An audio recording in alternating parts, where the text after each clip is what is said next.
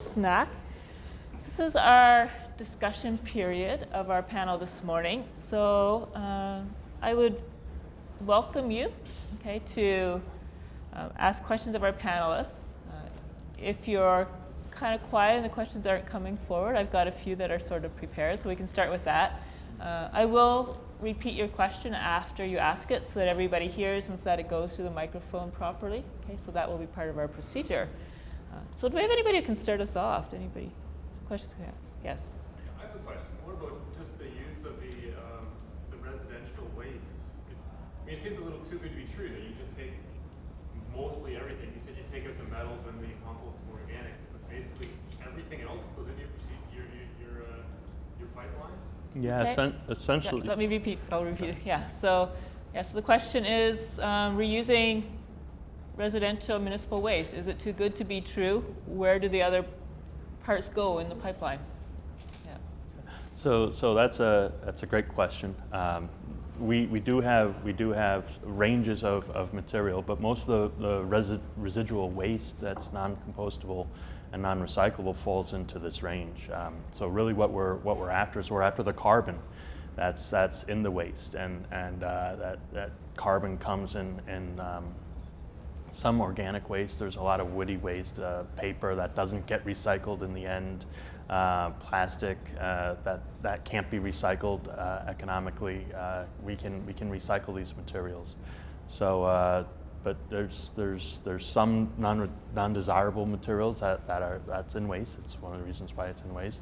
But we remove that quite cost effectively with normal chemical engineered processes, unit operations. So it's the Where does economics that work end well. up going, David? Where does that waste end up going? Well, Does that so get so used? things like halogens and sulfur are things that you don't want ending up in your biofuel. So we typically drop them out as salts. There's some potential to remarket those products, and we try to do that wherever possible. But so it's really on a case-by-case basis, and they're a very small percentage of the overall waste, really. So. Okay. Follow up? Just a Go follow-up. ahead. Yeah.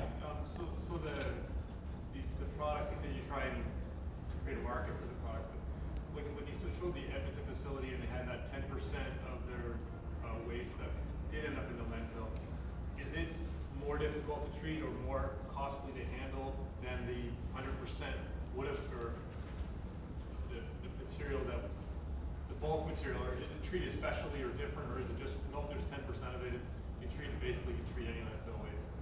Okay, so how do I repeat that one? That was Yeah, kind of long. So you're still referring to that? The 10% That's not, 10% left over? that does go to the landfill, do you have to treat it specially? Okay, so do you have Is it different than it was? So that 10% that doesn't go to the landfill, do you have to treat it separately? Is that fairly expensive? Not really. Too? So what we're looking at, what comprises that 10% is mainly things like ceramics, things like glass that doesn't get recycled. The rock and gravel gets into the process as well. There's some component of the waste that doesn't go to the syngas, right? So there's a co-product from our process that we call char. And so that's part of the 10% as well. And really, the initial target is 90% landfill diversion, but we're pretty confident that we're going to go beyond that as we find new uses. Mm-hmm. So there's not a lot of the char that's currently available that can be used in industry, but we have specific uses that we have in mind where once we're producing it, then people can evaluate it as a product. That material specifically, we're looking at using it as a concrete additive. So it has both fuel value for concrete processes as well as a significant component to add to the concrete. So that's one example of where we might even be able to reuse that 10%. And of course the ceramics and glass and gravel and things like that can end up as road aggregate and things of that nature. But again, until we're actually producing it, it's hard to find a home for it. So. Okay, I'll take your question.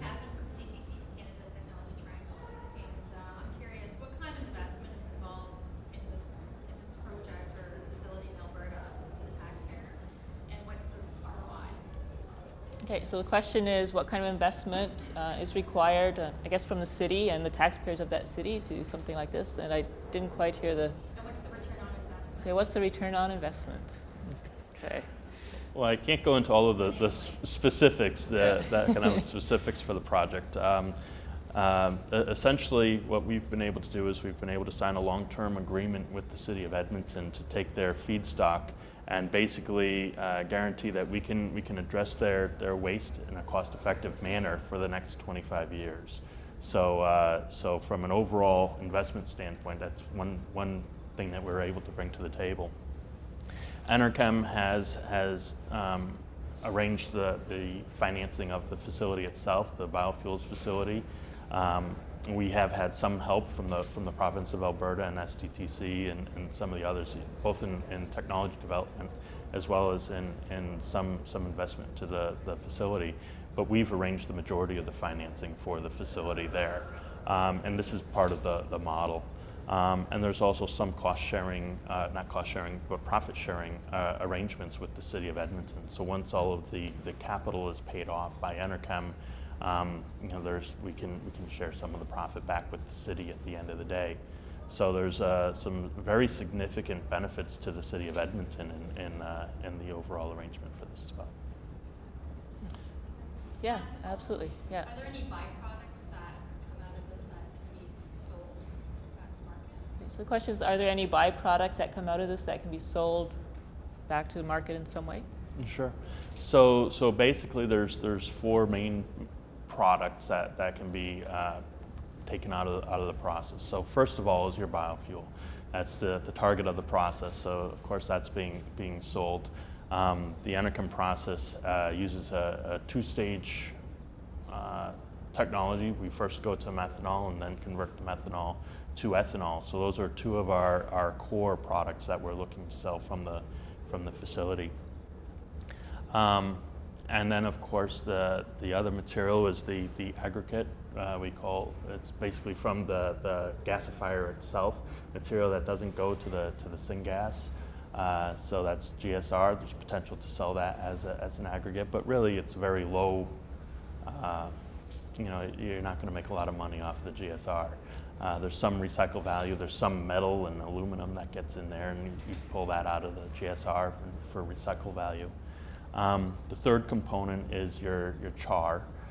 So this is mainly some of the carbon that goes over. We look to convert about 92 to 95% of the carbon in the waste to syngas and the biofuels.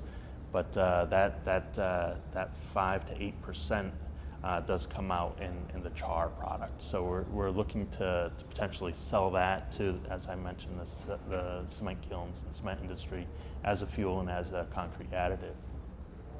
And then of course the fourth area is heat. So it is a thermochemical process. So there is some heat from the process. We looked at potentially utilizing that for district heating. But all of these materials, you need the market first. We've established the market for the biofuels component, and I'd say we're working on the other three as we get started. Okay, Brendan. Okay, so I can see that there's several advantages of your process, using municipal waste, using biofuels, etc. What I was wondering is, what is the energy balance of it? So how much energy do you need as an input versus how much you get out in biofuels? Okay, so the question is about the energy balance of the process, how much energy goes in as an input compared to how much energy comes out as an output. So it's a good question. I can't. It's difficult to convey the full energy balance here verbally. Sure. But what I can tell you is that it's the gasification itself is an autothermal process. So there's no outside fuel or anything added to the process in order to convert the waste to syngas. It's just the waste itself introduced to the gasifier that drives the temperatures and the overall process to converting it to syngas. And from that waste, we generate about 380 liters per dry ton of waste introduced to the process. So it's almost 100 U.S. gallons. It is 100 U.S. gallons of cellulosic ethanol per dry ton going in. So I don't know what it is on a megajoule or from a percentage standpoint offhand, but that'll give you an idea of where we are. Definitely on the positive side. Well, yeah. Well, obviously you're not creating energy here, but it's a very significant portion of the energy that's in the feedstock ends up as your fuel. Okay. Kei-san. Okay, just follow the same direction as I want to ask. So, through the process, if you do not try conform it to ethanol, say it's just to generate electricity. So, which one is more efficient in terms of the energy return? Okay, so the question is, in the process, if you were not converting to ethanol, but instead converting straight to electricity, so doing electrical generation, which would be a more efficient process? It's a good question. I'd have to look at it. I think, of course, the fewer unit operations you have, the more efficient you end up being, just in a general term. So if your Enerkem's approach to producing energy from the process is to produce a fuel grade synthesis gas first, and then to use that synthesis gas directly as a fuel for power generation. So this is a very large departure from traditional waste energy processes that would just combust the waste and then utilize the waste energy from that. So I think that I'm not sure what's more efficient from an energy standpoint, but my guess is that you could probably produce a little bit more electricity than the fuel value of the ethanol itself. But I'd really have to go back and look at it. I'm not sure what it is offhand. Interesting question. Yeah, another one, sure. Okay, I switch talk with another one. Biofuels really good. We could basically solve the problem of the energy need and also solve the problem of environmental impact. And Professor Young talking about some interesting aspect. So in addition to technology development, definitely we need. And another one is not technology related, is for proposing change the lifestyle of the society. So are we really interested in that aspect of the center to promote that kind of thought? Okay, so I'm going to say maybe we'll give David a little break and we'll get some of our other panelists talking on this one a little bit. So this is a follow-up on Professor Young's comment about lifestyle changes could make a big difference here. So I guess I'm going to kind of try to summarize the question on should we really be focusing on things like these technology approaches, or would it be more effective, or is there a sweet spot in balancing with lifestyle changes? Maybe Murray, maybe you kind of started this one off, so maybe you'd like to.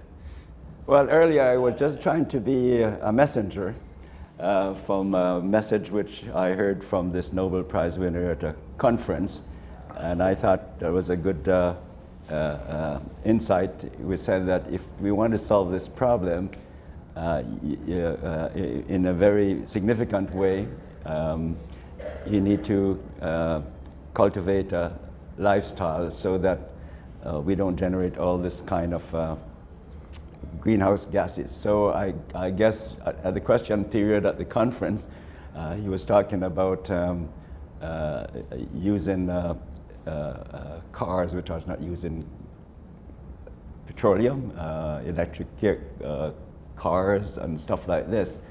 But a few people in the audience says, oh, but they're more expensive than the cars that use petroleum. So you see this kind of a discussion in community to what extent society is prepared to sacrifice the convenience that we have for the general good.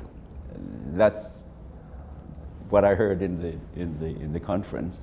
Maybe Eric has another take on this lifestyle change. Yes, I think that your questions illustrate perfectly the need for us to come with a global vision.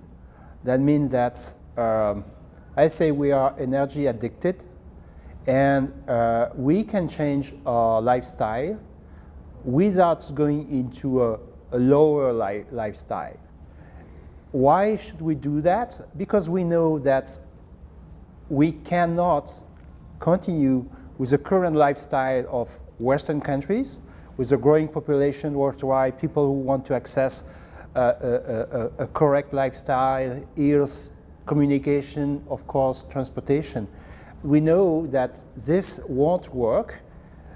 I don't know how long it will take, 30, 50, 60 years, maybe more, but one day that will be over, and if we do not prepare ourselves for that, we'll just face, maybe we are lucky enough to be old enough and we won't see it, but for the students and their kids, there will be a big catastrophe, because when you take 2 drug addicts and you have only one portion of drug, they are ready to fight at any cost to get it, and this is what we could do.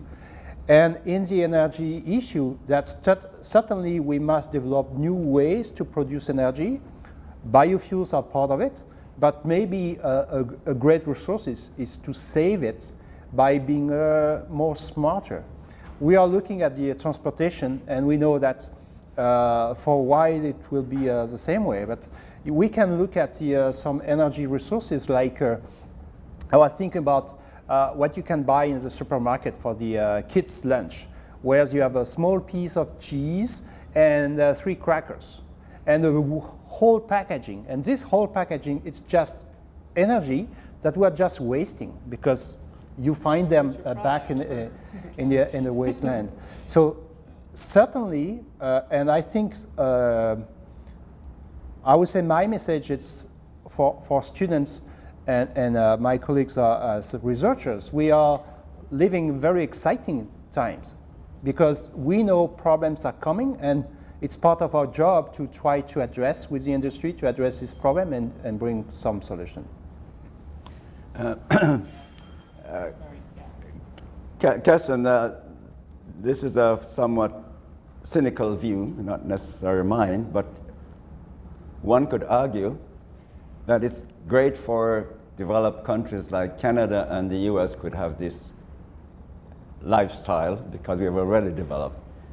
Then you talk to some people in the developing countries like Africa, China, India. They could say, well, look, you guys have developed, you polluted the thing. Unfortunately, for us to develop, it's part an inevitable part of this. And in fact, we see it playing out in the global politics, right? Because India has already said, no, I'm not going to do this. China, I'm not so sure what they're saying right now. But you see the controversy, right? The developed countries with the developing countries. How can we do this lifestyle for the developing countries and they're not developed enough? So, as I said, it's a somewhat cynical view, but I don't know what the answer is. Yeah, go ahead. I think you touched a so big area. It's all political play, and then what's needed for each country versus mankind. That's a huge area. I don't think that I don't get there's a consensus even from the UN about this. But there ought to be one consensus better for mankind. Yeah, so the comment was almost really that it's not even for individual countries to be solving a problem like this, that we really need some global coordination to be managing problems at this scale, right? Because it's affecting everybody. May I comment on it? Yes, yes. I think that we have to be realistic. That we need worldwide collaboration, but we know it's that also worldwide competition.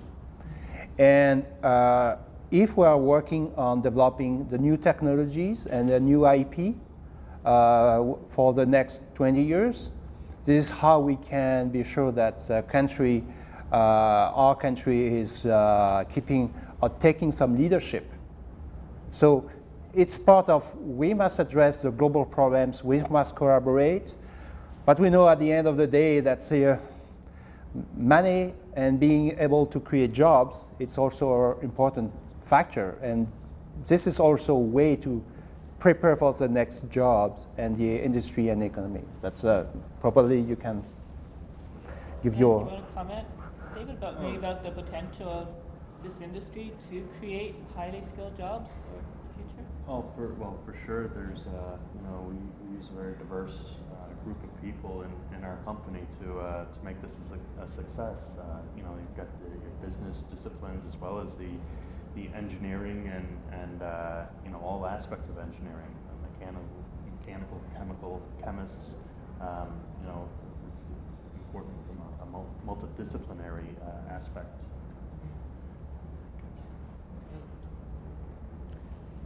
So during the discussion about climate change at the new UN, as you have been listening to the news like I now and again, it's very difficult for all these countries to come to a point, as you say, a consensus.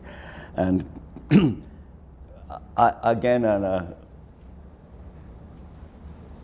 off-the-cuff observation, if we are worried about terrorists putting a lot of money to fight in CICES and so on, Ebola in Africa, millions of dollars. If we're really serious about the deleterious effect of the greenhouse gases, why can't we, when I said we, I mean like the US and so on, put some monies into India and China and so on to help them with alleviate this issue of environmental pollution? This is just a layman's person. I know, Kilsen, you're trying to get this global consensus, and I'm just looking at related catastrophes, Ebola, terrorism, and so on. Well, environmental pollution is also a global catastrophe, but nobody's putting any money into those countries to help. I mean, countries, I mean the developed countries that are criticizing India and China and Africa.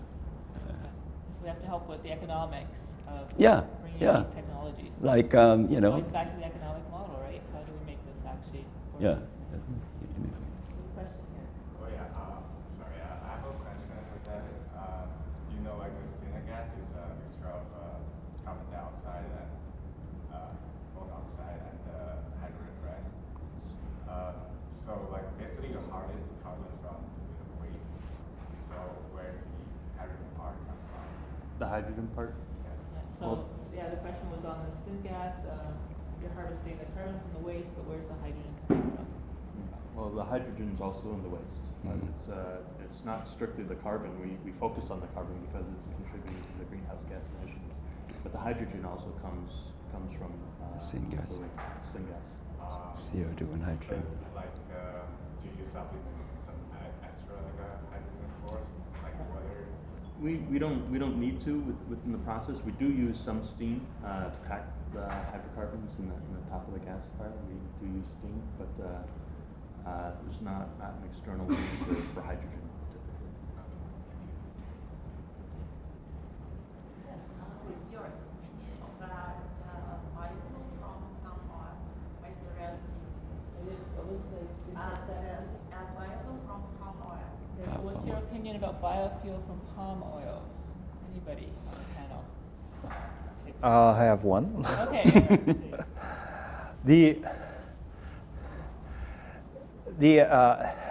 Making ethanol from or diesel from palm oil, it's an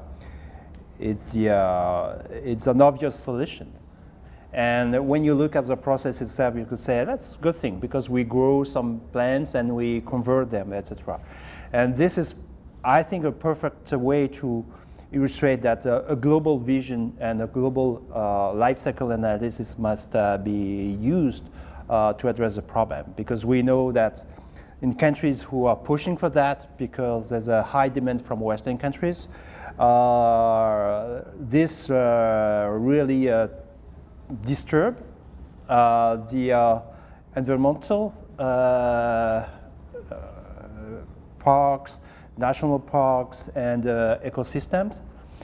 And when you look at the oil production from palm oil, when you take the tree, actually it's not that high. When you just take the fruit, it's good, but when you take the tree, it's not that high. And maybe it's a good example of how we could, not for biofuel, but use of palm oil in our food in Western countries when we put it everywhere, because we bring more calories to our kids and to our people, because in the way for us we're getting fatter and fatter. So that's Murray, did you have a comment on? No, I with due respect what Eric says, I'm sure he was trying to be somewhat sarcastic. We don't want our kids to be eating too much palm oil, although it's very nice. I like it, but it has all this, these fatty acids which are not so good. But in a more serious note, of course, there are a number of industries in countries like Malaysia with a lot of palm oil that is making biodiesel, as Eric implied, from palm oil. One of the downsides is, of course, at the same time when you're making this biodiesel, you produce a lot of glycerol, right? In terms of the molecular balance, about the same. So right now in the world we have a glut of glycerol. Maybe Enerkem will find a way to use all this, because it's kind of a waste which is waiting to be used as a resource. I don't know, maybe if you guys looked at it, because there are a lot of biodiesel production, and they have all this glycerol, which is, as I said, in the market is a glut right now. Do you have anything of using? Well, just in general, I think the use of palm oil, you have to be careful in using your cropland for producing fuels. I think this is especially with concerns about growing population, and how are we going to feed, the growing population of the world. Again, looking at the global vision. So I think this is a concern. I think it's somewhat dangerous to establish a reliance on using these croplands for fuel production. But that being said, I think it's to the extent that you can strike a balance between that, it's important to do so. Okay, Trevor, I think this will be our last question for the session, so wrap us up. I just wanted to comment on the food versus fuel product. It's really a land use issue rather than a crop plant issue, because there's some flexibility in what's planted. So I think really we should be focusing on land use. So one of the big advantages of biofuel crop plants is that a lot of them can be grown on land that cannot support the growth of food crop plants. So it was a little bit of subtlety. Okay, so that was a comment that some of it's really a land use issue, and that you need to consider with biofuels coming from plant crops, that they can be grown on land that's not very useful for the things, right? And that's one of the better ways of managing that approach. Any wrap up comments from the panel? It was for instance, it was the example of the Jatropha, which was, I think, mostly developed in India, and it's true that Jatropha can grow on lands that are not used for food production.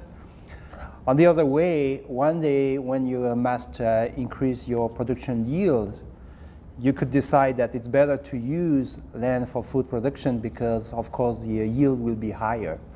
So how do you control that? That could be a little bit tricky. Okay, so I think we've just... Could I just have a please. quick question before Absolutely. David goes to the airport? Okay. Are there any areas in your technology that maybe some of our colleagues here at the university could do something with Sharebook or you or whatever? They're very excited about your process, and they probably could see a few areas that could be improved, and maybe you won't. What are the unsolved problems? Where can research help in? Well, the core process is we're quite excited about it. We're bringing it to the commercial scale. The efficiencies, the conversion efficiencies are very good going to fuels and the diversity of the waste. That being said, there's always areas that you wish to improve. You can always improve on efficiency, on fuel yield. Another area of improvement that would be an interesting area for collaboration is what other products would you want to go to aside from cellulosic ethanol? Butanol was mentioned earlier. Is this an area? And can you make the economics work to have a more profitable process? Of course, we always we're a for-profit company, as holistic and nice as it all is. At the end of the day, if you can improve the profitability through enhanced efficiency or higher value products, we're always interested in doing that. Okay, any final comments, Trevor? Sure. So, just related to that, is there any interest in expanding using, say, methanol as a feedstock to make higher value-added products? Certainly, yeah. Is there any work going on currently? I think so. Yeah, I think in the long term, the methanol is going to be very competitive on a carbon price basis with sugar. This is right now sugar has a slight advantage, but I'm not sure that it's always going to be that way. So I think that's an area of interest. Okay, so I think, yes. Could I just ask each of the panelists to speak to us about, if we've got a great idea, what's your best advice for getting it to the market? Okay, panelists. So you're not mic'd, right? Okay, so the question was, if you've got a great idea, panelists, what's the best approach to getting it to the market? Who would like to start? Maybe from... They'll just have to hire me as a consultant and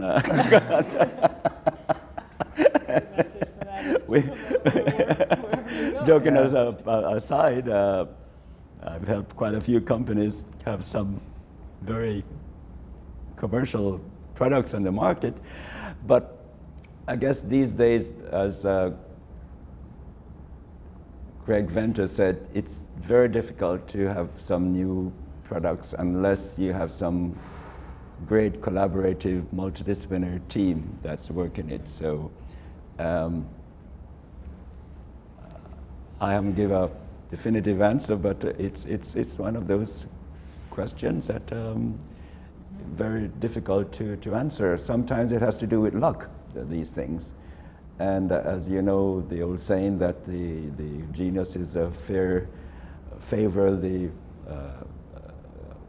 mind that is prepared. So we just to be prepared, and if something comes along, we do it on the wing, so to speak. I don't think there's any very clear-cut answer how we move from an idea to a commercial venture. Your experience, I know the inventor very well, was a colleague of mine from Sherbrooke, and I knew that 15 years ago he was thinking about this, and of course we talked. I've been down in Sherbrooke a few times, he's been to Waterloo a few times, and of course at time Esteban Shawnee, he was very depressed about trying to get some venture capital thing. But now 15 years later, here it is. So yeah. So maybe we can, for the next two panelists, just maybe find a question to, particularly in this field with biotechnology and biofuels area, are there particular challenges that you see in getting things to market? Just to answer the question, the initial question, I would say that as a scientist in university and as a innovator founding the company, I would say that the ideas lead to discovery, and so innovation results from problems. So I would say that first you must identify a problem, and secondly you must come as soon as possible with the economics. Because you can have the best solution. If the solution is not viable for the market, it's not a solution. So it's a part of creativity because I feel that we are getting rid of the easy solution and we must develop smart solution now. And but being able to look at what people need, for instance, what's the problem with the waste conversion? It's not making biofuels. It's the fact that the city are fighting with the waste. And this is a problem. And you come and you say, you have a problem, we have a solution. And we take your problem and we'll transform it. So, but we transform it because we have a sustainable process that can actually help to save money and to provide new things. So that would be my attitude. David, any final comments on that question? Well, yeah, no, I think those were really good comments, and I would say if you're looking to get a product into market, you have to really understand your market. Who's your customer? What are their needs? So in Enerkem's case, we had a need with the city of Edmonton. They needed to dispose of their waste. There's also a need in Edmonton for blending of the ethanol with their fuels. So this is one particular instance. But anytime you're looking to bring a product to market, it's essential to understand your market, understand where your economics, the markets are driven by the economics, and really understand well what your customer needs before you embark on a development. You don't know what all of the problems are yet until you understand your customer. And so, of course, the knowledge may not be comprehensive enough for generate the seed for these type of things. And that's why, if I may say so, the Center for Bioengineering and Biotechnology could facilitate this kind of thing for people to network and come together, because I would suspect that there are many students individually and professors have some idea, but it doesn't go anywhere because they said, well, I haven't been able to talk with these people. But within the center, they could talk with a multidisciplinary base, and then something may be able to come from it. The old days of one person being able to do this, it's not very easy anymore, yeah. So make sure that you join to the CBB and maybe. Trevor? So Ontario has a big landfill problem. We always hear about trash being trucked to the U.S. To landfills there. How do we get Region of Waterloo interested in a facility like this? Okay, so the question is, how do we get Region of Waterloo interested in a solution like this? So I'm not with the Region of Waterloo. Yeah. We're funded by the region to bring investment here. That's our organization's funding. But I'm also very interested in knowing, is there interest here, and can you facilitate a conversation on that for sure? Okay. So the comment was, there's interest here, and we're interested in a conversation. But could CCT not be instrumental in get the Ontario to find another solution than as Trevor Charles just said, you go to 401, all these trucks going all the garbage from Toronto to Michigan. It doesn't make sense to me. I don't know. I'm very interested in knowing what are their priorities. I believe landfill waste is definitely a priority, but I have to getting back into that. So I definitely want to see what kind of appetite is truly there, and for what. So having said that, why is Enerkem going to the provincial government to say, look, we'll take care of all this trash? We are. These things don't happen quickly. It's a matter of communication. It's a matter of understanding. It's a matter of realizing that there are better solutions out there that are available. And so that's one of the reasons why I'm here, I guess, is to help let you know that there are solutions out there that we're bringing to market, and we're ready to show that we can address your waste issues. But David, could you not go to Queen's Park and show them to Enerkem could treat this thing for how much they're paying to take all this trash every day to, you're aware of, that's how they're doing it, right? A landfill in Michigan.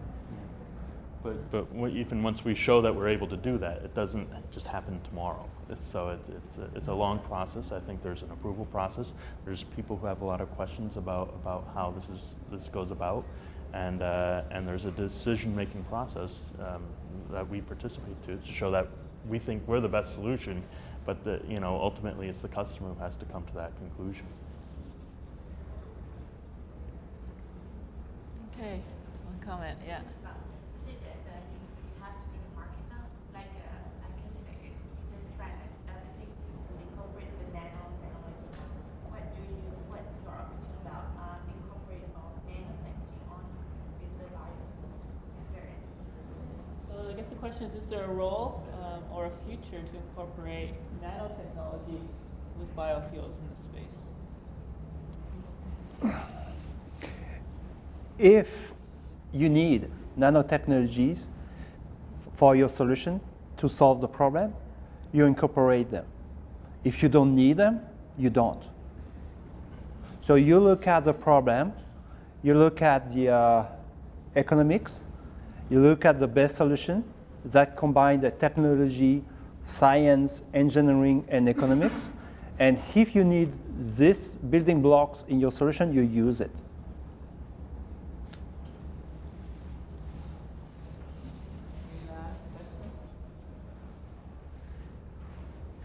Okay, I'm going to thank our panelists for joining us this morning. I think we've really enjoyed our day with them. We have a small token of our appreciation for you being here. Thank you.